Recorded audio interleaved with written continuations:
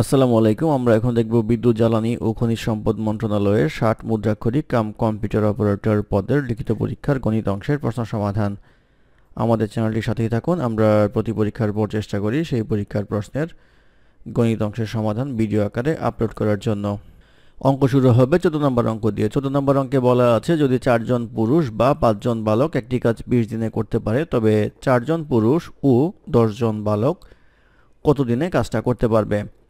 তো এখানে বলা আছে হচ্ছে 3 জন পুরুষ অর্থাৎ 3 জন ম্যান বা 5 জন বালক 5 বয়। তো 3 জন ম্যান এবং 5 জন বালক হচ্ছে এখানে তাহলে ইকুইভ্যালেন্ট বা সমান কাজ করতে পারে।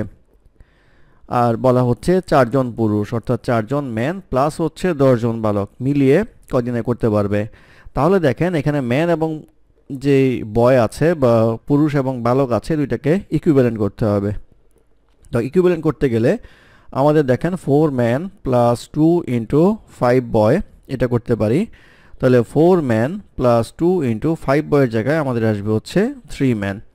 তাহলে আসবে হচ্ছে 4 ম্যান প্লাস 6 ম্যান আসবে হচ্ছে 10 ম্যান, অর্থাৎ 10 জন পুরুষের হিসাবটা এখানে চলে আসলো। অর্থাৎ 4 জন পুরুষ এবং 10 জন বালক মিলিয়ে হয় হচ্ছে 10 জন পুরুষের সমান। তো প্রশ্নে যেটা দেওয়া আছে যে 3 জন পুরুষ কাজটি করতে পারে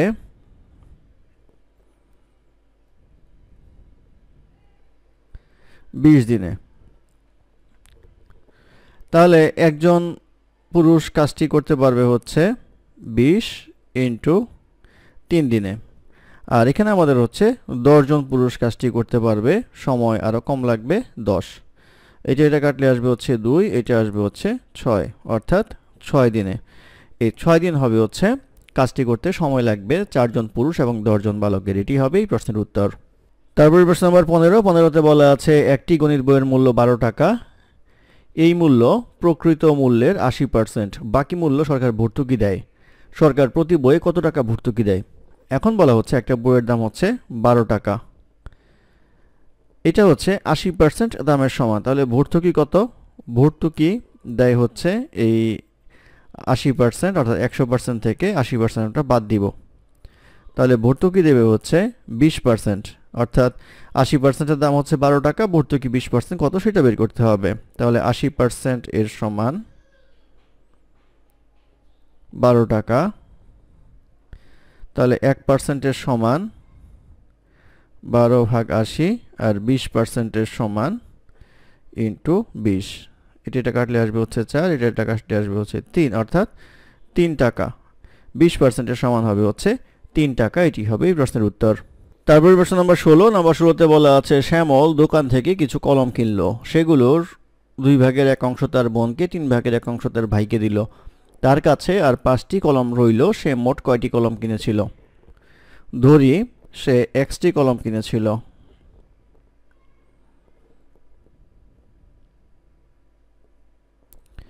সে Xটি কলম কিনেছিল, এক সংখ্যক কলম কিনেছিল। তাহলে দেখেন এই X সংখ্যকের সমান আসবে কত? সে 2 ভাগের 1 অংশ তার বোনকে দিল, তাহলে X/2 তার বোনকে দিল।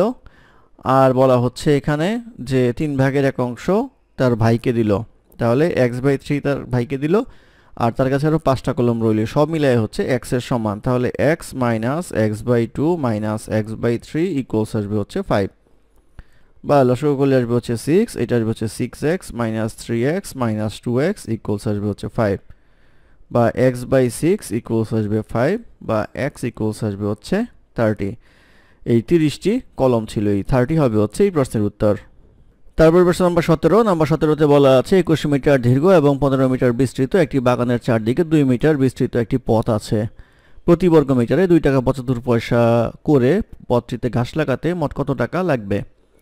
তো এখানে দৈর্ঘ্য দেওয়া আছে, লেংথ দেওয়া আছে হচ্ছে 21 মিটার, উইডথ দেওয়া আছে হচ্ছে ব্রেথ দেওয়া আছে হচ্ছে 15 মিটার, আর রাস্তার যে প্রশস্ততা সেটা দেওয়া আছে হচ্ছে 2 মিটার। তো আমরা একটা সূত্র অ্যাপ্লাই করি। এখানে রাস্তার ক্ষেত্রফল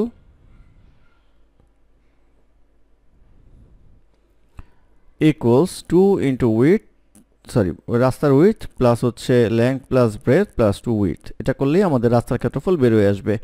তাহলে 2 ইন্টু 2 অর্থাৎ রাস্তার প্রশস্ততা, লেংথ হচ্ছে 21 প্লাস 15 প্লাস 2 ইন্টু 2,